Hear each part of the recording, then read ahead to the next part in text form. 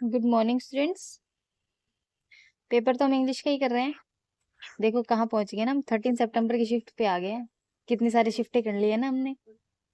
Slowly is the fastest way you want to be, है ना। आराम से चलो अगर आपको दूर तक डेस्टिनेशन पे जाना है तो। और बस चीजें आसान हो जाती है, आप बस करते चलें रोज रोज। आप थोड़ा थोड़ा रोज रोज 10 क्वेश्चन करें, चाहे आप 20 क्वेश्चन करें, चाहे आप डेली 25 क्वेश्चन करें, पर आप डेली करें उसको। Consistency is the key to excellence, है ना। आराम से करो आप, कोई जल्दीबाजी नहीं है। पहला क्वेश्चन है, सब्स्टिट्यूट पूछ रहे हैं ग्रेट का। ठीक है। Satya is always dash to his friends. कौन सा ग्रेटफुल होती है? सत्या इज ग्रेटफुल और थैंकफुल, है ना। थैंकफुल भी लिख सकते हैं, थैंक्ड नहीं लिख सकते पर। तो ये वाला ग्रेटफुल आएगा, ये वाला आएगा, ये वाला आएगा। GRATE grateful. ठीक है। ग्रेटफुल आएगा GRATEFUL। थैंकफुल होना, धन्यवाद करना। एपिटम पूछ रहे हैं, ऑपोजिट बताना है। एप्टम होता है परफेक्ट एग्जाम्पल। ठीक है। परफेक्ट एग्जाम्पल और समथिंग। और एक्सपेंशन होता है बढ़ाना, ये इसका ऑपोजिट है। एक्सोर्ट का मतलब होता है एनकरेज करना। ठीक। Encourage to do something. और ल्यूसिड होता है क्लियर। प्रिसाइज होता है एग्जैक्ट और एक्यूरेट। नेक्स्ट क्वेश्चन है, क्या पूछा इन्होंने? Contain an error. एरर तो दिख रहा है हमें, देखो। नेम के साथ ही, शी और इट। ठीक है। इन सब के साथ हैज लिखा जाता है, और आपने क्या लिखा हुआ है? हैव। एरर यहीं पे है, ये रहा। हैज आएगा। Mister Surya has. आप किसी का भी नाम लिख लो तो हैज लिखना है आपको। ही के साथ भी हैज आएगा, शी के साथ भी, इट के साथ भी, और सिंगुलर के साथ भी। ठीक। आंसर क्या है? हैव लिखा हुआ है यहाँ पर, हैज लिखना है। Pitch for their easy victory. Pitch for their easy victory. ठीक। एंटिसिपेट का मतलब बताओ क्या होता है? एंटिसिपेट का मतलब होता है to expect something to happen. ठीक है। प्रिपेयर करना। नेक्स्ट है, विल अनाउंस लिखा हुआ है। ठीक।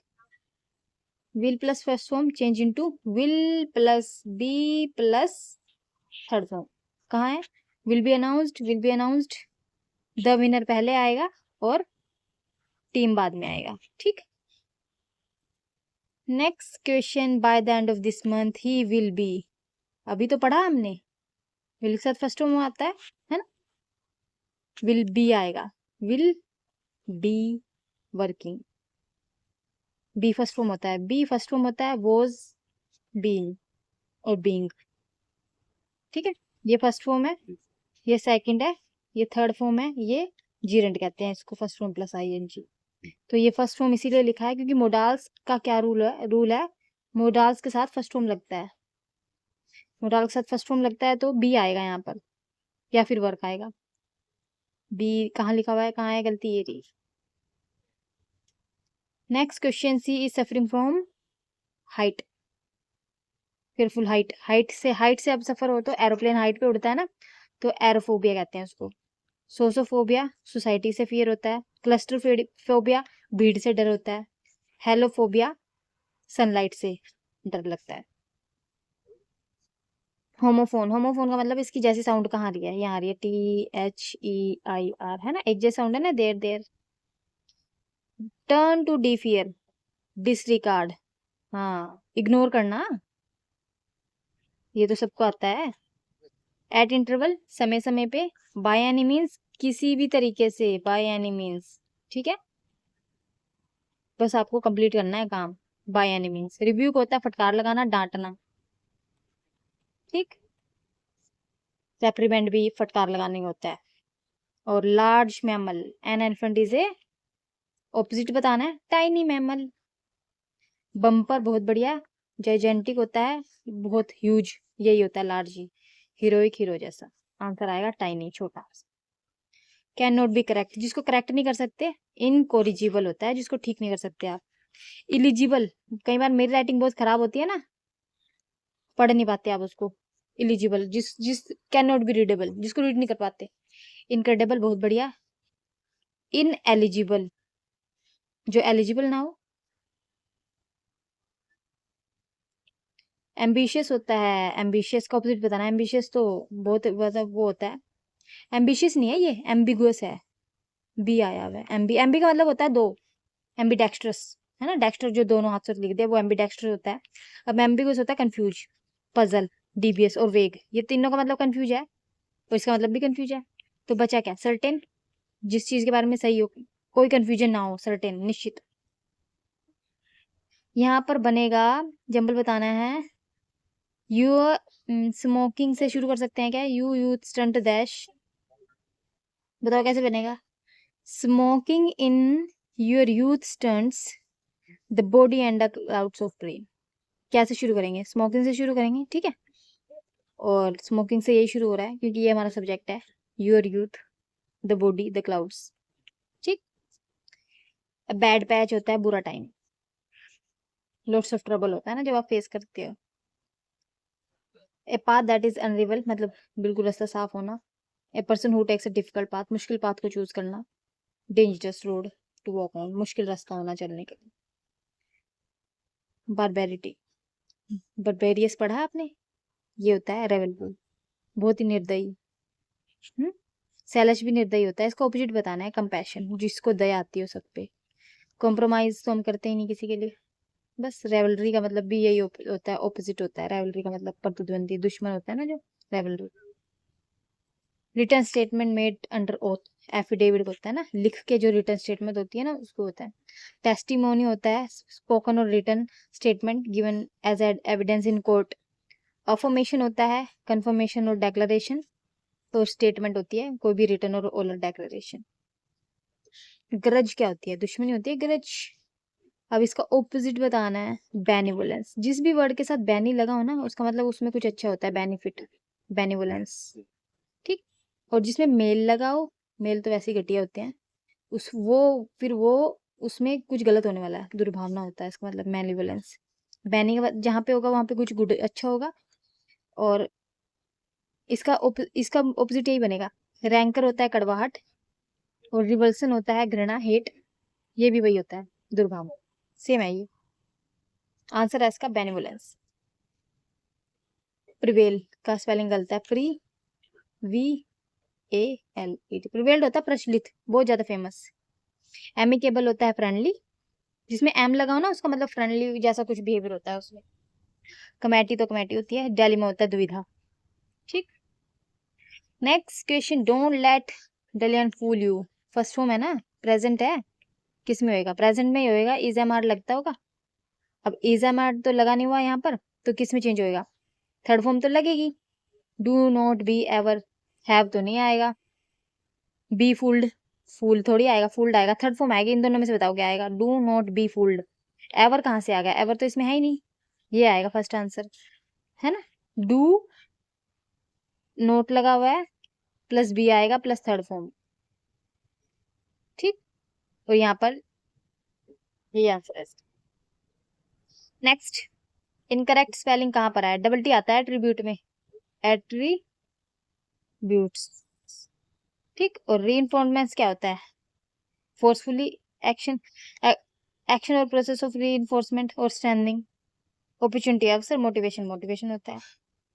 एट्रीब्यूट का मतलब क्वालिटी होती है तुम्हारी, Q U A L I T I S, qualities, गुण।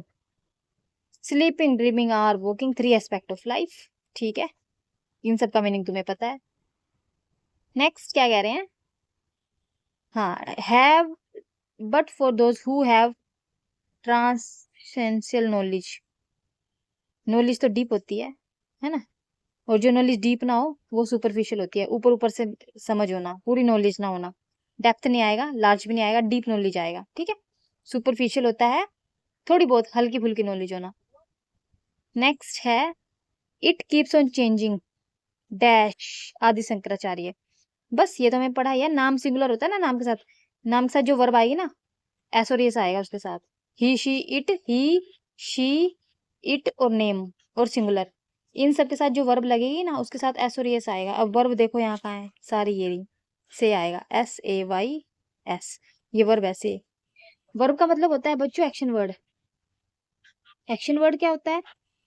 जिसमें कोई एक्टिविटी हो रही हो, क्राई करना, स्टडी करना, रनिंग करना, से बोलना, कहना, जिसमें हमारे सेंसेस यूज होते हैं, वो उसका वो वर्ड्स एक्शन होते हैं। नाउन क्या होता है? नाम होता है नाउन। नाउन होता है नाम और वर्ब होता है एक्शन वर्ड।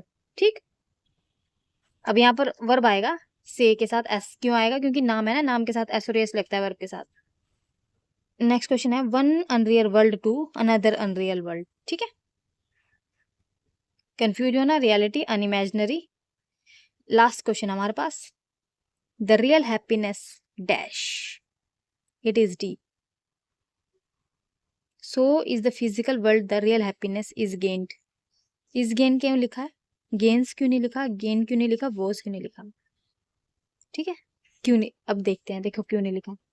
प्रेजेंट की बात हो रही है, ये दोनों प्रेजेंट के हैं। ठीक है, इन दोनों में से क्या आएगा?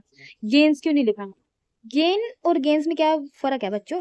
ये रियल हैप्पीनेस है ना जो, ये हमारा पैसिव सब्जेक्ट है। पैसिव सब्जेक्ट का मतलब होता है बच्चों जो खुद से एक्टिविटी नहीं कर सकता। क्या रियल हैप्पीनेस खुद से एक्टिविटी कर सकती है? नहीं, ह्यूमन कर सकता है, ही, शी, इट, नेम, ये सारे होते हैं एक्टिव सब्जेक्ट, एक्टिव सब्जेक्ट। ठीक है, जो एक्टिविटी खुद कर सकते हैं। ये तो किसी ने हैप्पीनेस, किसी के बारे में किसी की हैप्पीनेस की बात हुई है, तो यहाँ पर ना जो वर्ब आएगी is, am, are plus third form.